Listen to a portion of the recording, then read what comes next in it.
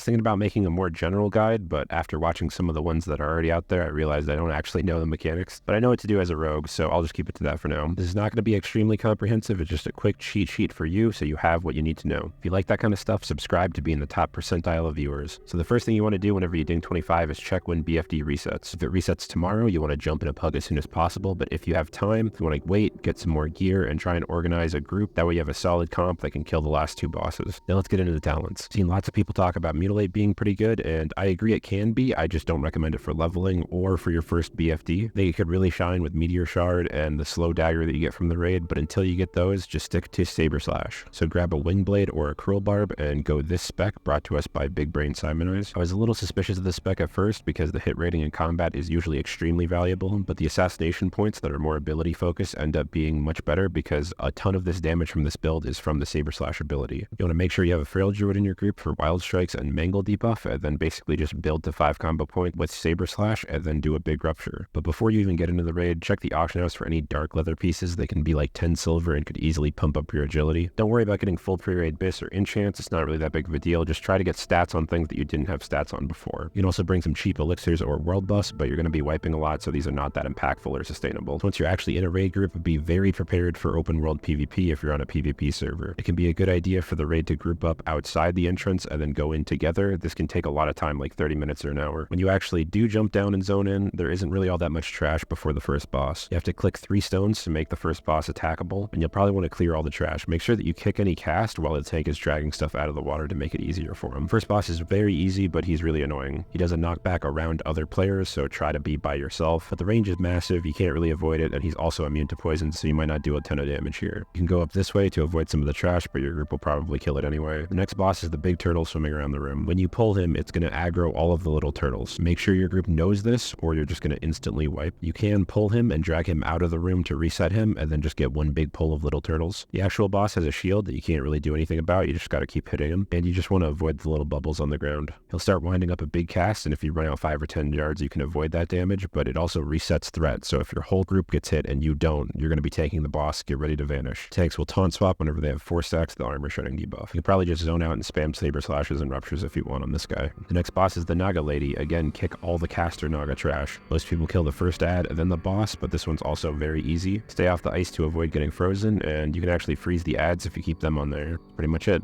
Next dude is Shadow Murloc guy, which is a very clear step up in difficulty. All you really need to know is that you have to kill him 3 times, and you need to dodge the baby shadow form Murlocs whenever he is recovering his health. Kill the tentacles if your group wants you to, but otherwise just stay on the boss and pump. Right after you kill Darth Murky, make sure that you turn around and kill the trash in this hallway if you didn't on the way in. Sometimes there's a chest in here, but there's this little rock that lets you teleport from the start of the dungeon, and there's also this night elf next to it in shadow form that lets you repair. Once you walk through this waterfall thing here, you can't go back, it's a one-way door. And it looks like normal trash after that, but that actually starts the gauntlet for the next boss. Focus the big trash and let your AoE DPS cleave the little Murlocs. The caster Naga does a big heal, so again, kick the caster Naga. After they're dead, you just do that same thing again, and then after those are dead, the boss waddles in. He drops 3 totems, Wind Fury, Chain Lightning, and Molten Ball. The Chain Lightning is the only one that you absolutely have to kill and switch to immediately. If your tank is fine, you can ignore the Wind Fury totems because he can have multiple out, and it's not like he has a double Wind Fury or triple Wind Fury with more totems, it's just 1 Wind Fury. And you can kite around the meatball one until it expires to avoid killing it, but overall just kill whatever totems your group wants you to kill. If the fight goes really long and you wipe a few times, maybe suggest not killing the Wind Fury one or the Molten one. Then there's a whole lot more trash, and guess what? More kicking casters. Now for Twilight Lord Kelso, this guy's a pretty big bottleneck, he has a lot of mechanics. We'll teleport 2 people into a realm where there's a lot of night elves, kill up to 9 of them to make a portal spawn from one of their bodies. Stick with your buddy so you both see the portal, and if you're in here too long, the night elves will RP walk at you and kill you. People say whoever's closest to the boss gets ported, and I don't know if that's true, but I pretty much always get ported, so I mean that would make sense. When you're not ported, you need to kick rotation the boss. People really like shaman tanks for this, but having 2 rogues makes it super clean and easy. Assign your kicks, call them out in Discord, use a weak aura, or even if you have to, type them out mid-fight if you want. Just make sure he's not spam casting. He spams Mind Blast and this big dot thing that you can cleanse magic off, but that's just more pressure on your healers that you don't need, so just go ahead and kick it. At 30% he goes into the Giga phase where he gets really big and is immune to kick, and his Mind Blast cleaves. To avoid dying to the Mind Blast cleave, you and all the melee need to be max melee range from the boss. So backpedal until you can't attack anymore, and then take a step forward. Try to be as far away from other people as you can, and just burn him down as fast as possible. Normal for people to die in this part. After you get him down, for the love of God, do not click all the candles at once. Then you kill some more little turtles on the way to the triple snake monster. As a rogue, you need to know almost nothing about this boss in order to kill it. Literally just stay behind the boss and pump as hard as you can. If your group wants you to switch switch to droplets or voidwalkers, obviously do so, but ideally you just stay on the boss the whole time. If you do get the acid debuff for whatever reason, cleanse it at the same time as the tank is cleansing his at the same water elemental, so it's not that bad. Alternatively, you could just keep the debuff the entire fight, but do not cleanse at a water elemental by yourself. You will wipe a lot here because of other people's mistakes. There are lots of different burn strats, but the best one is to go into P2 with no poison on the tanks and with no droplets up. P2 is at 50%, so your tank cleansing a little bit before that and then pushing him into the RP before the next breath will make this very easy. He takes 99% reduced damage during the RP between the phases, so this is the perfect time to kill droplets. Because the water really takes a while to make the droplets, if your tank cleanses during the RP, they will spawn in P2 along with a Voidwalker. If this happens, you will probably wipe. I'm telling you all this so that you can at least have it in your head whenever you're learning the fight and the mechanics, and you can suggest it to your group if you're just spam wiping. Later on, you might be tanking the boss yourself with just a flesh wound, but this rune is a pretty big pain to get, so I don't think you're going to have this for your first run. And this is not like a full comprehensive parse guide or anything like that, it's just something so that you guys feel confident going in there. But that's about it. Let me know what you guys thought of the raid, or if you have any more tips in the comments, and I'll see you next time.